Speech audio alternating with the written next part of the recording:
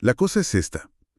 ¿Qué pasaría si la mayor catástrofe de la historia humana, o sea, la caída literal de la humanidad en el Edén, no hubiera sido un error trágico, Ujú. sino más bien un plan maestro pero calculado y ejecutado a la perfección? Fíjate que es una pregunta increíble porque durante siglos la historia del Jardín del Edén siempre se ha leído como una tragedia monumental. Claro, como el gran fracaso. Exacto, se percibe como un relato sobre desobediencia ciega que arruinó el diseño original y pues condenó a la humanidad al sufrimiento. Pero cuando empezamos a analizar los textos a fondo, la perspectiva cambia por completo. Totalmente, porque este análisis revela que Adán y Eva no rompieron el mecanismo del universo. O sea, ellos activaron los engranajes esenciales para el progreso. Siguieron el plan al pie de la letra. Y justo de eso va nuestro análisis a fondo de hoy. Vamos a desglosar una visión profundamente filosófica sobre el propósito de la existencia. Sí, basándonos en unos capítulos fascinantes. Exacto. Estamos hablando de los capítulos 5 al 8 del libro El Segundo Milenio de Cleon Skousen. La misión de esta inmersión es deconstruir la narrativa tradicional del Génesis. Y dejar de verla como una simple fábula arcaica, digamos. 100%. Queremos que quienes nos escuchen la entiendan como un intrincado manual de operaciones psicológico y espiritual. Y para descifrar todo este evento de la caída, la clave lógica está en entender qué ocurría antes de entrar al Edén. Porque desde un principio una inteligencia creadora diseñaría un entorno donde era absolutamente imperativo salir de un estado que parecía perfecto. Claro, hay que visualizar el paradigma de una existencia previa al nacimiento físico. Las entidades en ese entonces operaban como espíritus puros. O sea, sin cuerpo material. Exactamente, sin cuerpo. Y el dilema central de la existencia en ese estrato es que el desarrollo evolutivo choca contra un muro de contención absoluto. Un límite. Sí, la progresión espiritual llega a un límite estructural. No se puede avanzar hacia un estado de divinidad o de perfección operativa sin asimilar variables que son exclusivas del mundo material. O sea, se necesitaba un salto evolutivo urgente. Tal cual. Y la transición a un entorno terrenal aporta elementos vitales que eran, pues, matemáticamente imposibles de obtener en el ámbito preterrenal. Empezando por el más evidente, que es la adquisición de un cuerpo físico. Claro, porque la materia densa no es un retroceso como algunos piensan. Es la tecnología necesaria para interactuar con leyes universales distintas. Es un vehículo. Exacto. Un tabernáculo físico que permite procesar estímulos que el espíritu puro simplemente no tiene cómo codificar. Y fíjate que esto está íntimamente ligado al segundo propósito, que es la capacidad de experimentar una plenitud de gozo. Gozo supremo. Sí, el gozo en su definición cósmica es inalcanzable si la entidad es puramente energía o inteligencia. Exige la fusión indisoluble entre el espíritu y la materia física. Exactamente, porque solo cuando la arquitectura biológica y la identidad espiritual colisionan y se sincronizan es que las emociones alcanzan una resonancia eterna. ¡Wow! El placer, la creatividad e incluso la capacidad de asimilar el dolor adquieren una dimensionalidad real que antes no existía. Y esa fusión activa otra capacidad que eleva el estatus de la inteligencia, que es el poder de la procreación. Ese es el tercer punto vital, sí. Participar en la generación de vida biológica y organizar nuevas estructuras familiares es en esencia un campo de entrenamiento intensivo. Es como el simulador de vuelo para aprender a manejar poderes creativos. Me encanta esa analogía del simulador. Y aquí entra la pieza del rompecabezas que justifica toda la adversidad humana. O sea, el cuarto y quinto propósito. A ver. El entorno físico tenía que diseñarse como un estado de probación inquebrantable. Un laboratorio empírico, digamos. Porque en la fase espiritual previa, la teoría ya estaba dominada. Las leyes divinas se conocían conceptualmente. Claro, pero la retención de datos no equivale a la sabiduría. Exacto. La sabiduría exige que esa teoría se someta a una presión inmensa en un entorno donde las decisiones detonen consecuencias tangibles, irreversibles y a menudo dolorosas. Porque el libre albedrío en el vacío no tiene ningún valor. Requiere un escenario de alto riesgo. De altísimo riesgo, diría yo. Y ese riesgo es lo que permite una inmunización genuina contra la rebelión moral. Que sería el quinto propósito. Ajá. Es imposible forjar lealtad o integridad si no existe una opción atractiva para traicionar. Y ahí es donde entra la figura de Lucifer en la etapa preterrenal, porque su gran rebelión no fue simplemente un acto de maldad genérica o de villano de película. No para nada. Fue un debate filosófico sobre la gestión de riesgos. Su propuesta consistía en erradicar la incertidumbre por completo. Quería imponer un modelo hiperdeterminista. O sea, donde la obediencia estuviera programada y garantizada, asegurando un 0% de pérdidas en las almas. Y suena bien en papel, ¿no? Un modelo determinista elimina el riesgo, pero al costo de aniquilar la conciencia. Claro, te vuelves un robot. Exacto. Sin libertad absoluta de elección, no hay una asimilación real del bien. El creador avaló los modelos y determinó que enfrentar la certeza matemática de que inmensas cantidades de inteligencias tomarían malas decisiones y se perderían, era preferible. Infinitamente preferible a convertirlas en autómatas exitosos pero huecos. ¡Wow! Es que el fracaso, el sufrimiento derivado de malas decisiones y el eventual acceso a una expiación que permita resetear los errores mediante el arrepentimiento, son los únicos mecanismos capaces de cristalizar un carácter divino. Así es. Entonces, si establecemos que esta laboratoria de alto riesgo con toda su fricción y peligros era el diseño arquitectónico original, el Jardín del Edén presenta un rompecabezas logístico fascinante. Sí, porque había que introducir al ser humano a este sistema mortal. Y el problema ético es que el creador no podía simplemente empujarlos al vacío. No los podía tirar y ya. Claro, forzarlos a cruzar el umbral hacia la mortalidad sería una violación directa a la ley suprema del libre albedrío. La misma ley que se acaba de defender a un costo altísimo en la existencia previa. Exactamente. Entonces, la maestría táctica del diseño del Edén consistió en posicionar a Adán y Eva en el epicentro de un conflicto normativo. Se les presentaron dos mandatos divinos, que en la práctica eran mutuamente excluyentes. Eran incompatibles, sí. Por un lado, el imperativo categórico de multiplicarse y poblar la tierra. Ajá. Y por el otro, la restricción severa de no consumir el fruto del árbol del conocimiento. Pero aquí la narrativa exige un nivel de escepticismo analítico profundo de parte de quien lee. Claro, porque si la inteligencia suprema necesitaba desesperadamente que cayeran para que el plan universal la arrancara, establecer una prohibición para luego penalizarlos por cruzarla parece desde un lente muy superficial un diseño engañoso. Parecería una trampa. Es colocar a la humanidad en una encrucijada psicológicamente imposible. O sea, el objetivo final es que se multipliquen, pero les prohíbo tocar el único interruptor biológico que activa la fertilidad y la mortalidad. Es una locura aparente. Y lo que genera aún más ruido. ¿Por qué orquestar la intervención de una serpiente? Si Adán tenía la capacidad de elegir sabiamente, la ley superior, la inclusión del antagonista supremo parece innecesaria. Casi como complicar el escenario a propósito, ¿verdad? Sí. Pero mira, la inclusión del antagonista no es un capricho narrativo. Es el motor de la agencia. A ver, explícame eso. Para que el libre albedrío se active de manera genuina, la psique debe enfrentarse a una oposición verdaderamente magnética y persuasiva. O sea, necesitas una tentación real. Exacto. Lucifer interviene bajo la premisa ilusoria de que está saboteando el diseño divino al introducir el caos. Él cree que está ganando. Él jura que está arruinando todo.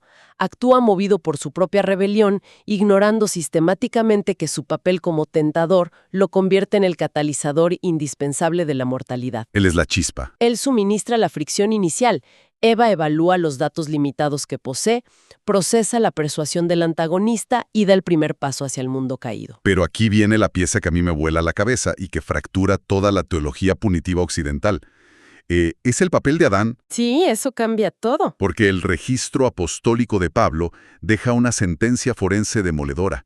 Dice literalmente, Adán no fue engañado. Es una frase fuertísima. Ese detalle reprograma toda la percepción de la historia humana. Adán no fue una víctima de la confusión. Adán observó el ecosistema modificado. Vio a Eva operando ya bajo las leyes de la mortalidad y calculó la física del problema con una claridad brutal. Entendió las matemáticas del asunto. Exacto.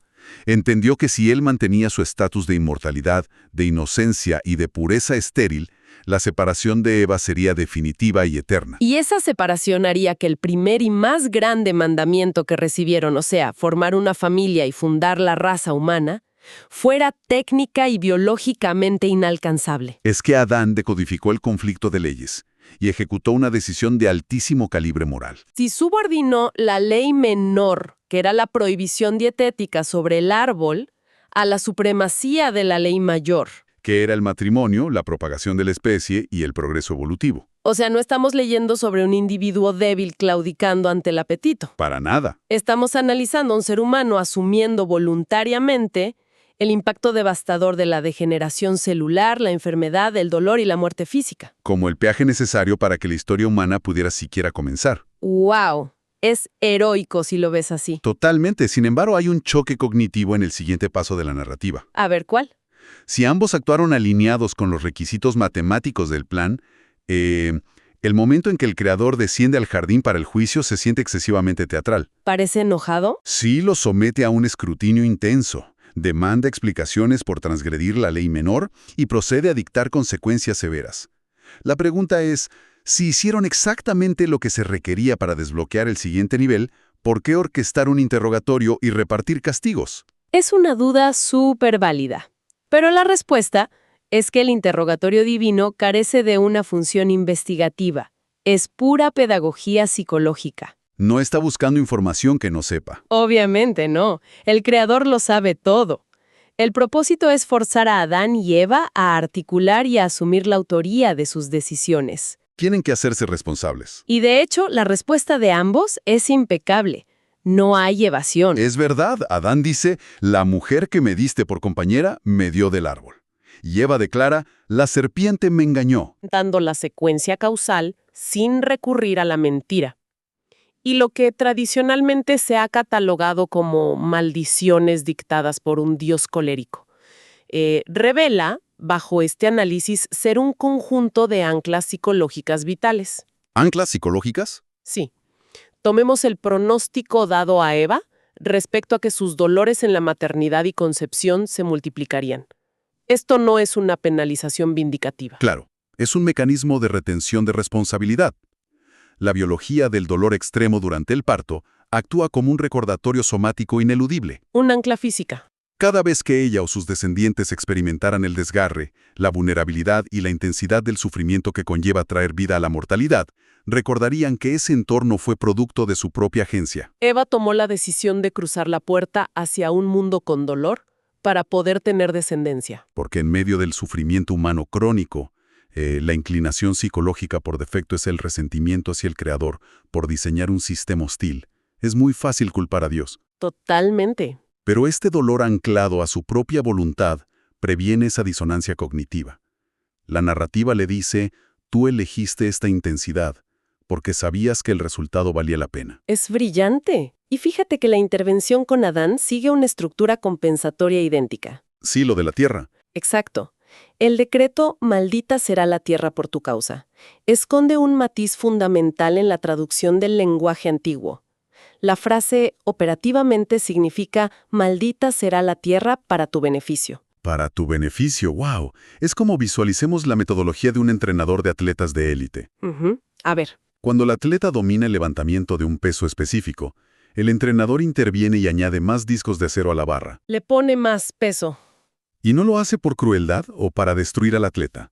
Lo hace porque la fricción fisiológica es el único método conocido para producir microdesgarres en la fibra muscular, que obliguen al cuerpo a hipertrofiar y adaptarse a un nivel superior de fuerza. Esa analogía es perfecta.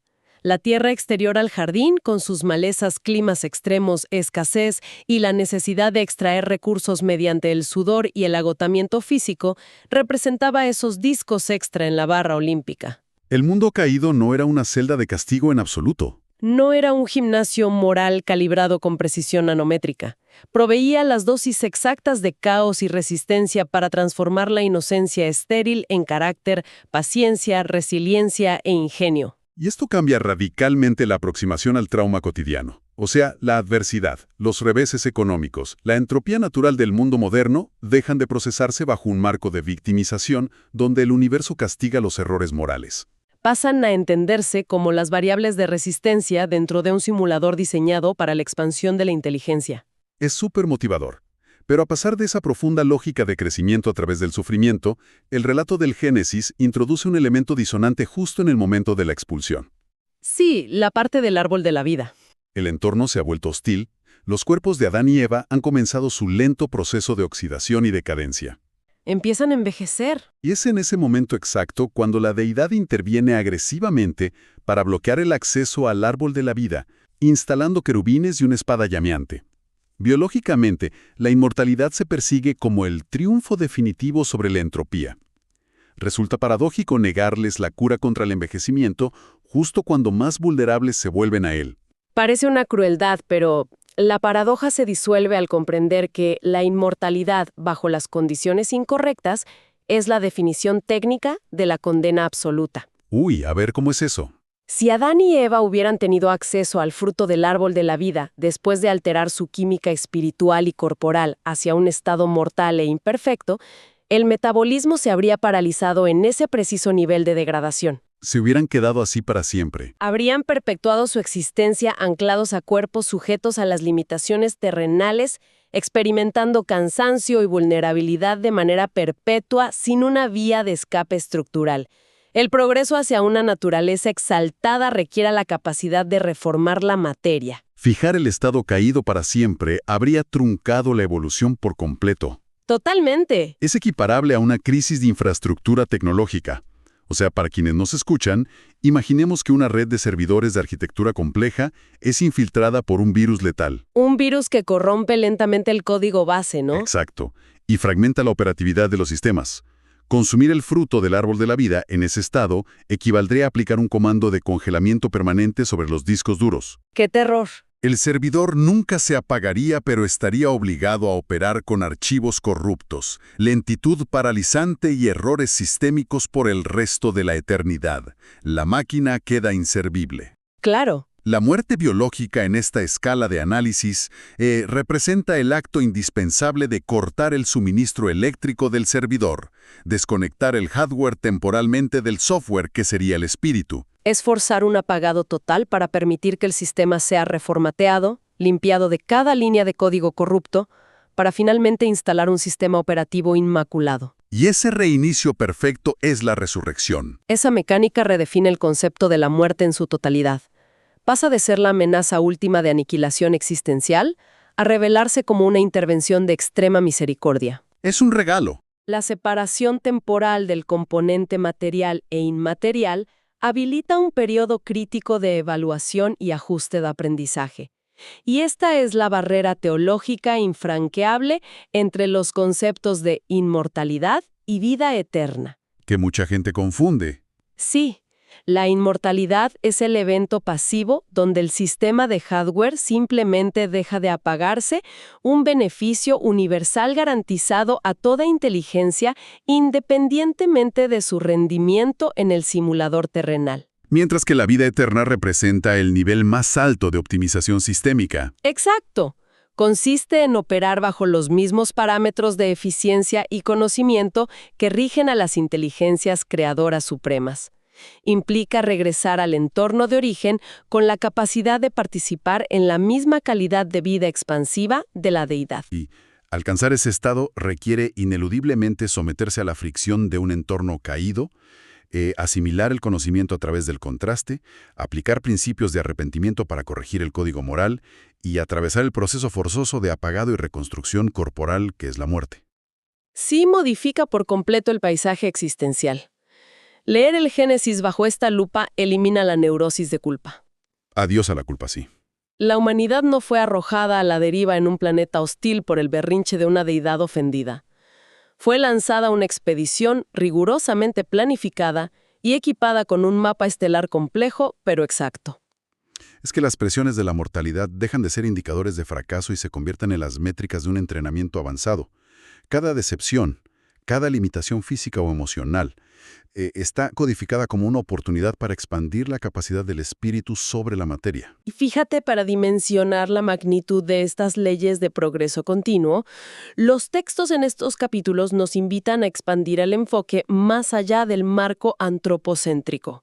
O sea, más allá del ser humano. Sí, la exigencia biológica de experimentar la caída, el desgaste temporal, la muerte y la reconfiguración resurreccional no es una métrica exclusiva para la biología humana, animal o vegetal. ¿Ok? Es una constante universal que rige la cosmología misma. El planeta Tierra en toda su magnitud geológica, oceánica y atmosférica no es un mero escenario inerte. ¡Wow! ¿Entonces qué es? Está categorizado como una entidad viva, sujeta a las mismas exigencias evolutivas.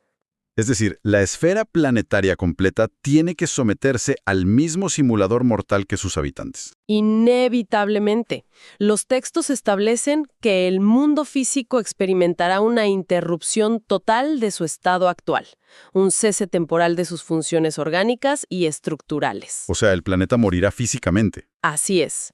Morirá antes de poder ser purificado, reensamblado en un estado incorruptible y exaltado a su propio nivel de gloria celestial suprema. La Tierra misma debe apagarse y reinstalar su núcleo de leyes físicas para convertirse en la esfera eterna de inteligencias que han alcanzado su potencial máximo. Es alucinante. Si masas planetarias gigantescas flotando en el vacío del espacio están sujetas a esta inexorable ley de fricción, de decadencia temporal, de muerte obligatoria y glorificación posterior para alcanzar la medida de su creación, la perspectiva sobre las tensiones microscópicas de nuestra vida humana cotidiana se altera dramáticamente. Se vuelven diminutas nuestras quejas. Desesperación ante los procesos de desgaste y las crisis vitales. Queda la invitación sobre la mesa, aproximarse a las escrituras no como recuentos melancólicos del pasado o tragedias. Para nada. Sino como el código fuente más avanzado y motivador para dominar las mecánicas de nuestra evolución presente. Analizar cada línea, cuestionar las narrativas de la superficie y estudiar a fondo las leyes supremas de la existencia. Exacto. La invitación es a no quedarse con la historia básica, sino a rascar un poco más y maravillarse con el plan.